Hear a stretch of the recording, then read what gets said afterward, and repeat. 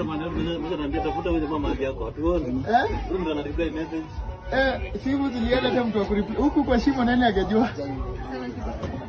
Brother Mgoze, I just appreciate my sister. Imagine amefika. Nimesikia amekuwa amesumbukana kunitafuta na make sure amenipata guys. Nashukuru Mungu sana kwa them a good friend of mine, my sister.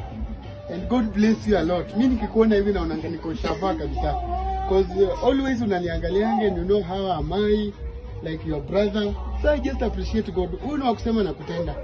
Na mimi nampenda sana kama my sister.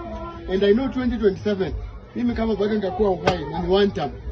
Lazima nitasimama na yeye. One time siku zote. Si ati mambo. One time siku zote. This is my father's apartment. Hapa ndio nimezaliwa by the way. Huku ndio nimelelewa. Huku ndio home. Huku ndio home. Huku ndio kuna sauti. So huku hata nikipigwa ni huku narudishwa.